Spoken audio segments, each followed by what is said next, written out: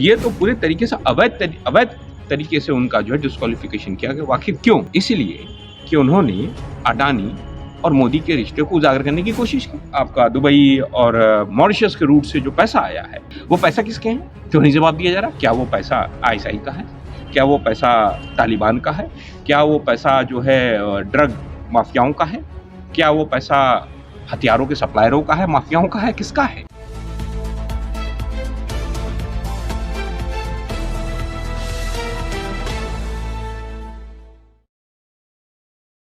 Sir, आजकल बहुत चर्चा हो रही है कि लोकतंत्र खतरे में है, लोकतंत्र खतरे में है।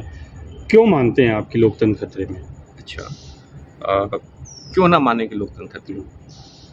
भाजपा तो कह रही है, सुधांशु त्रिवेदी जी ने अभी आपने देखा होगा बाइट में साफ-साफ कहा है कि भाई हर काम कानून के तरीके से हो रहा है, ये केवल एक प्रोपेगेंडा चल रहा है। कौन सी चीज़ कानून के तरीके से चल रही है? सुधांशु त्रिवेदी जी बताएंगे क्या? राहुल गांधी जी का डिस्क्वालिफिकेशन क्या, कौन से कानूनी तरीके से किया? जो डिस्क्वालिफिकेशन हुआ है राहुल गांधी जी का, वो पीपल्स जो रिप्रेजेंटेशन एक्ट है उसमें 8(3) में स्पष्ट निर्देशित है, a person should be found guilty and convicted. Court ने निर्णय क्या दिया? कोर्ट ने 2 साल की सजा दी मानहानि की, और उस पर 30 दिन का वो भी दे दिया, सस्पेंशन भी कर दी। तो जब सस्पेंशन थी तो कैसे वो हो सकता है? और दूसरी चीज़, डिस्क्वालिफिकेशन करने का हक जो है ना तो लोकसभा अध्यक्ष को है, ना लोकसभा के सेक्रेटरीट को है, ना तो जो है राज्यसभा में अगर कोई है तो राज्यसभा के सभापति को है। उसका हक जो है वो राष्ट्रपति को है, with the consultation of election commission. इसका कहीं से पालन किया गया। तो ये तो पूरे तरीके से अवैध तरीके से उनका जो है डिस्क्वालिफिकेशन किया गया। आखिर क्यों? इसलिए कि उन्होंने अडानी और मोदी के रिश्ते को उजागर करने की कोशिश की। उन्होंने ये पूछ लिया कि भाई आपने बंदरगाह अडानी को क्यों दिया, आपने देश के हवाई अड्डे क्यों दिए, और हिंदुस्तान के अंदर जो दिया ही दिया, आपने बाहर उनको हवाई जहाज में बैठा कर ले जाकर ऑस्ट्रेलिया के अंदर कोयला के खदान क्यों दिलवाई, आपने जो है बांग्लादेश में जाके बिजली क्यों दिलवाई, आपने श्रीलंका में बिजली क्यों दिलवाई, और आपने इजराइल में जाकर हाइफा पोर्ट क्यों दिलवाया? क्या कारण है? उन्होंने जो सवाल उठाया 20,000 करोड़ रुपए का, 20,000 करोड़ रुपया जो विनोद अडानी उनके बड़े भाई हैं, वो शेल कंपनी के माध्यम से, जो फर्जी कंपनियां होती हैं उनके माध्यम से सिंगापुर और इधर आपका दुबई और मॉरिशस के रूट से जो पैसा आया है, बाकी और सब आइलैंड से, बहुत सारे देशों से आए, छोटे छोटे देशों से, जहाँ टैक्स हेवन देश कर दिए जाते हैं, वो पैसा किसके हैं? क्यों नहीं जवाब दिया जा रहा? क्या वो पैसा आईएसआई का है? क्या वो पैसा तालिबान का है? क्या वो पैसा जो है ड्रग माफियाओं का है? क्या वो पैसा हथियारों के सप्लायरों का है, माफियाओं का है, किसका है? ये तो बताना पड़ेगा ना लोग, लेकिन सर ये बताना पड़ेगा ना। दूसरी चीज, आप किसान आंदोलन पे चले जाइए, किसानों का आंदोलन क्यों करना पड़ा? किस तरीके से उन्होंने 3 काले कानून लागू किए, किस तरीके से उन्होंने कानून पास कराए, कहीं छुपा है क्या? वॉइस ऑफ वोट पर करा दिया था ना, डिवीजन हुआ, कहीं डिस्कशन हुआ, कहीं नहीं कुछ हो रहा है। इस देश के अंदर जो नरेंद्र मोदी जी चाहेंगे वो होगा क्या? ये देश कॉन्स्टिट्यूशन से चलता है। इस देश के अंदर डिबेट, पार्लियामेंट्री डेमोक्रेसी, पार्लियामेंट के अंदर यू शुड हैव टू, आप डिबेट डिस्कशन करेंगे। कहीं कोई भी मुद्दे, कोई भी बिल क्या कहीं आपका उसमें जा रहा है क्या, स्टैंडिंग कमेटी में जा रहा है? नहीं जा रहा है। कहीं डिस्कशन हो रहा है, डिबेट हो रही है? कहीं कुछ नहीं हो रहा है। जो ये चाहे वही सही है। ये जिसको चाहे उसको डिस्क्वालीफाई कर दें, जिसको चाहे उसको सजा दिलवा दे, जिसको चाहे एयरपोर्ट दे दे, जिसको चाहे एयरपोर्ट दे दे, जिसको चाहे कुछ दे दे, वही। इसलिए लोकतंत्र, जनता अगर कोई बोल दे, अगर कोई आप जैसा पत्रकार कुछ बोल दे, या मैं कुछ बोल दूं, या कोई ने ट्वीट कर दिया, तो आप उसको जेल में डाल देते, उस पर एनएसए लगा देते हो। आखिर क्यों? लोकतंत्र में आजादी है बोलने की, आप आजादी छीनते हो। लेकिन जिस तरीके से राहुल जी बाहर गए तो उनको भी कभी कहा कि आज़ादी तो है, लेकिन आप बाहर विदेशों में क्यों देश की बदनामी कर रहे हैं? तो नरेंद्र मोदी जी क्या कर रहे थे जब वो विदेश में जाकर कहते थे कि 2014 से पहले जो लोग पैदा हुए, मुझे तकलीफ है, मुझे दुख है कि मैं हिंदुस्तान में पैदा हुआ, और जाके हिंदुस्तान की बुराइयां करते रहते थे। जापान में जाके किया उन्होंने, क्या किया? पर एज ए प्राइम मिनिस्टर किया उन्होंने। और वो ये भी कहते हैं कि 75 वर्षों में भारत में 70 वर्षों में कुछ हुआ नहीं। तो इससे बड़ा अपमान क्या है? इस देश के अंदर जिन्होंने आईआईटी बनाई, जिन्होंने एम्स बनाया, जिन्होंने आपका बीएचईएल बनाया, जिन्होंने ओएनजीसी बनाई, जिन्होंने भारत रत्न बनाया, बहुत सारे हैं, बोकारो स्टील प्लांट बना, वो किसने बनाया? इस देश के अंदर जो विश्वविद्यालय बने, इस देश के मजदूरों ने बनाया। इस देश के अंदर खाद्यान्न नहीं होते थे, खाद्यान्न में आज हम सरप्लस हैं, वो किसानों ने मेहनत की।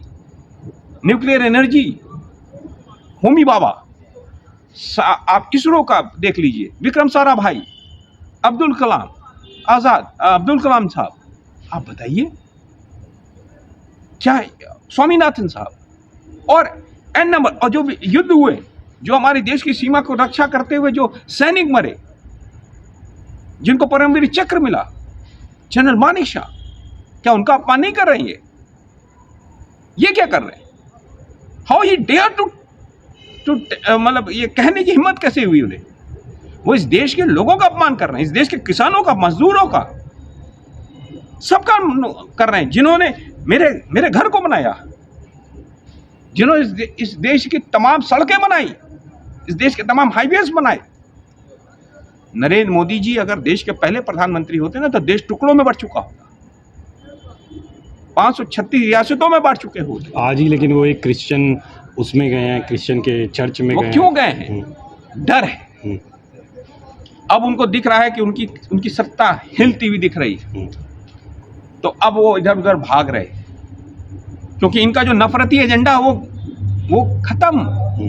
इन्होंने बड़ी कोशिश की दंगे फैलाने की, आपने देखा, लेकिन राहुल गांधी जी की जो भारत जोड़ो यात्रा थी, उस नफरती एजेंडे को खत्म किया उन्होंने। किया कि नहीं किया? किया ना।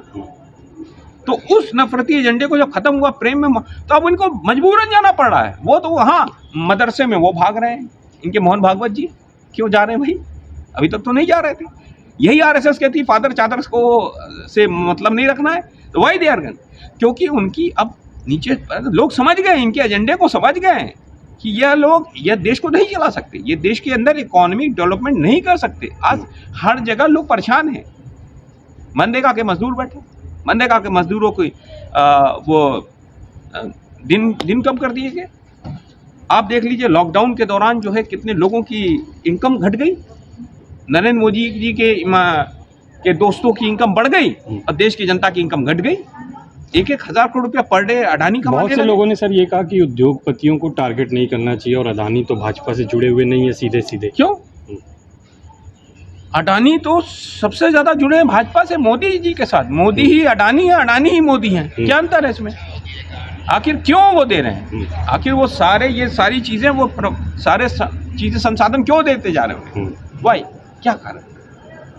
तो आपको भी लगता है कि देश जो है आगे नहीं बढ़ रहा है? जो नहीं बढ़ रहा है। आज नौजवानों के पास रोजगार नहीं है। किसान परेशान है, किसान के पास अपना जो सामान है वो बेच नहीं पा रहा है। आज उत्तर प्रदेश के अंदर बारिश हुई, मध्य प्रदेश में बारिश हुई, खत्म हो गया, उनको मुआवजा नहीं है, एमएसपी नहीं है, कुछ भी तो नहीं है। प्रधानमंत्री ने यह भी कहा कि देश के अंदर और देश के बाहर देश विरोधी ताकतें जो हैं वो सब एक हो गई हैं उनकी छवि खराब करने के। उनकी कौन? वो तो खुद अपनी उनकी छवि तो वो खुद खराब करते हैं। उनकी छवि क्यों कोई खराब करेगा? वो खुद अपनी छवि खराब करते हैं। हमेशा टेलीप्रॉम्प्टर से बोलते हैं, क्या बोलते हैं आज, क्या बोलते हैं कल। ऐसा कोई प्रधानमंत्री आपने देखा कि सुबह से लेकर शाम तक भाषण देता? देश में प्रधानमंत्री मनमोहन सिंह जी थे, 1 साल में 1 बार प्रेस से मीट करते थे, वजन होता था। अब तो प्रधानमंत्री जैसे लगता है गली मोहल्ले के नेता है, जब मर्जी तब भाषण दे रहे हैं। ऐसे कई प्रधानमंत्री होते हैं। प्रधानमंत्री को वर्क तो करना नहीं है, उनको आइडियोलॉजिकली काम नहीं करना है, उनको उस पर नीतियों पर काम नहीं करना है, उनको कहाँ काम करना है? फालतू जगहों पे। तो इसलिए वो करते रहते हैं।